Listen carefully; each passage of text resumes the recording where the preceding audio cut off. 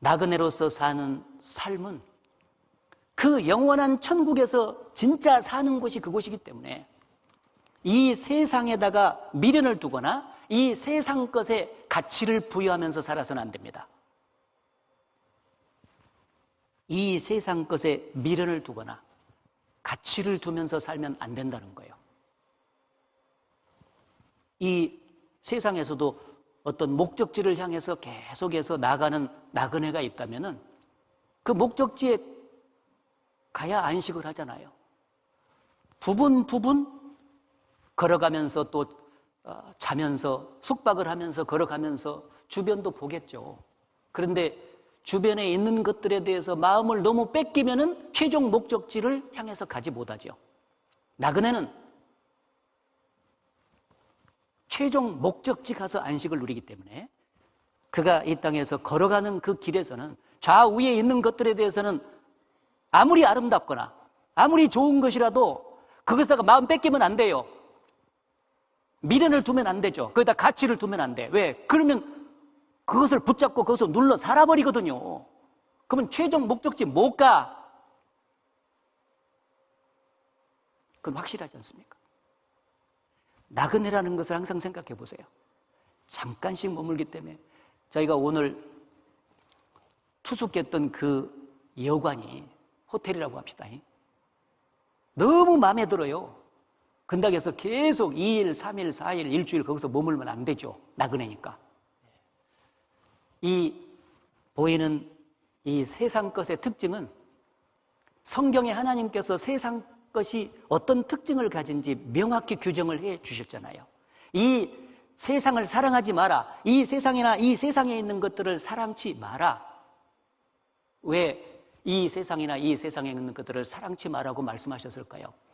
이 세상도 정욕도 지나가되 오직 하나님의 뜻을 행하는 이는 영원히 거하느니라. 이 세상과 정욕은 지나가는 거예요. 영원한 것이라야 거기다 마음을 둘 것 아니에요. 거기다 미련을 둔다든지 가치를 부여하는데 잠깐 있다가 지나가 버리는 거예요. 근데 거기다가 미련을 둔다든지 그것에다가 가치를 부여하면서 살면 안 되지 않겠냐. 또 고린도전서 7장 31절에 보면은 이 세상의 형적은 지나감이라. 이 세상의 형적이라고 하는 것은 모든 것들을 가르치지 않습니까? 이것은 연력학 제2법칙에 의해서 점점 낡아지고 쇠해지다가 사라져가는 거다 그 말이에요. 영원히 존속하는 것이 아니다. 따라서 영원히 존속하는 것에 미련을 두고 거기다가 마음을 두고 거기다 가치를 부여하면서 살아가야 되지. 잠깐 있다가 사라져가는 그 보이는 세상 형적에다가 미련을 둔다든지 가치를 두면 안 되지 않냐. 따라서 때가 단축하여진 거로 거듭난 그리스도인들은 아내가 있는 자들은 아내가 없는 자 같이 하며 우는 자들은 울지 않는 자 같이 하며 매매하는 자들은 매매하지 않는 것처럼 하며 세상 물건을 쓰는 자들은 그것을 다 쓰지 못하는 자 같이 하라. 그 말은 이 세상의 인간관계 속에도 너무나 그것에 미련을 두거나 가치를 부여하지 마라 그 말이에요. 거듭난 그리스도인들이 가족끼리도 서로 사랑하고 살아가야 되죠. 그런데 너무 그 가족에다가만 마음을 쓸 수는 없잖아요. 우리는 보이는 이 세상 것들 그것이 아무리 좋아도 그것은 잠깐 있다가 세상 형적이기 때문에 지나가는 거다. 따라서 절대 미련을 두거나 가치를 그것에 부여하지 마라. 그것은 불탈 것입니다. 그 옛날 노아 홍수로 인해서 물로 세상이 심판됐던 것처럼 역사의 마지막은 불로 세상을 심판하시기로 결정하셨습니다. 불로 이 세상이 심판될 때 그러나 주의 날이 도적같이 오리니 그날에는 하늘이 큰 소리로 떠나가고 체질이 뜨거운 불에 풀어지고 땅과 그 중에 있는 모든 것이 타지리라. 그때는 원소까지도 전부 다 녹아지잖아요. 핵심판이 있어가지고 다 녹아져 버려요. 우리가 그렇게도 애정을 가지고 미련을 뒀던 그 모든 물질적인 형적들이 불심판에 의해서 완전히 사라지는 것입니다. 다 불타버릴 것이죠. 근데 어떻게 거기다가 우리의 마음을 매여두고 살아가야 되겠냐? 아니죠. 그리고 이 세상에서 취한 모든 것들은 죽음 건너편까지 가져갈 수가 없는 한계를 갖고 있어요. 이 세상에서 돈을 쌓아놨든지 지식을 쌓아놨든지 명예와 권력을 쌓아놨든지 그것을 죽음 건너편까지 못 가져갑니다. 저가 죽음에 가져가는 것이 없다. 분명하게 주님이 말씀을 해 주셨잖아요. 그래서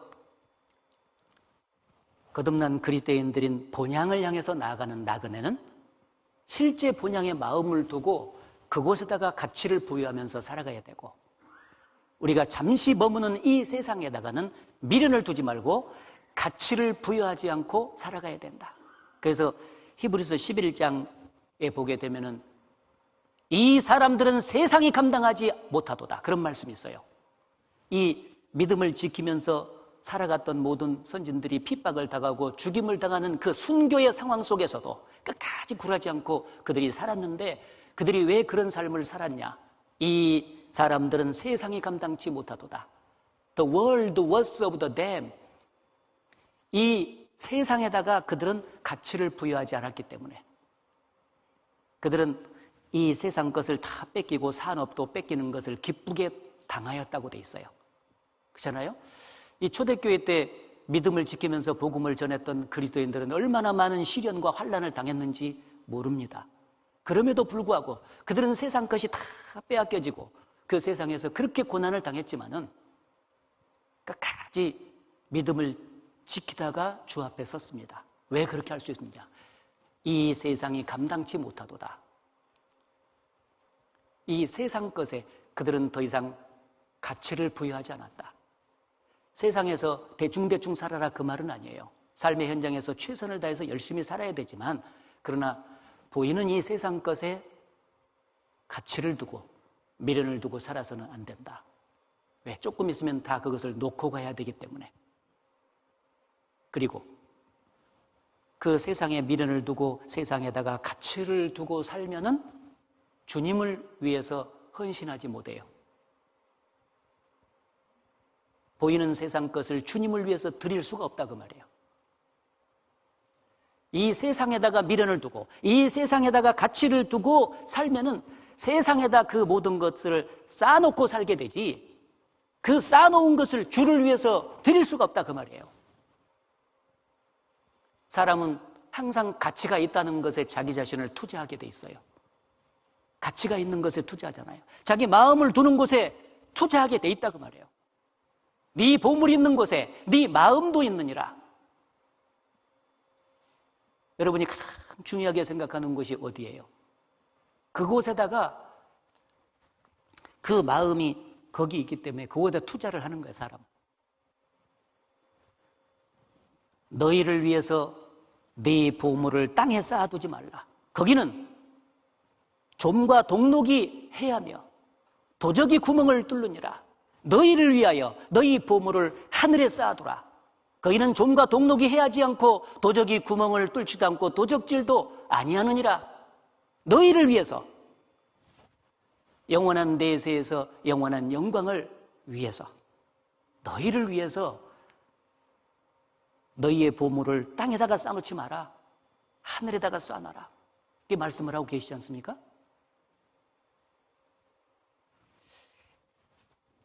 우리의 시간과 우리의 물질과 우리의 재능과 우리의 건강과 우리의 모든 것이 어디에 투자가 돼야 될까요? 본향을 향해서 나가는 나그네는 영원한 것에다가 가치를 두고 투자하면서 사는 사람이에요. 이 세상에도 보면은요, 돈을 좀 가지고 있는 사람들은 그 돈을 어떻게 지킬까, 어떻게 하면 많이 불릴까, 그런 생각을 하지 않습니까? 그래서 가장 안전한 투자처가 어딘가, 가장 수익률이 많은 투자처가 어딜까, 그걸 찾아요. 가장 안전하고 리스크가 없어야 돼. 그리고 가장 수익이 많아야 돼. 가장 안전한 곳, 가장 수익률이 많은 곳에다가 투자를 하려고 그래요. 그래서 그때그때 경제 환경에 따라서 어떤 때는 부동산에다가 투자도 하고, 어떤 때는 금융상품인 주식에다 투자도 하고, 어떤 사람은 달러에다가 투자도 하고, 어떤 사람에게는 금이라든지 원자재에다가 투자도 하고,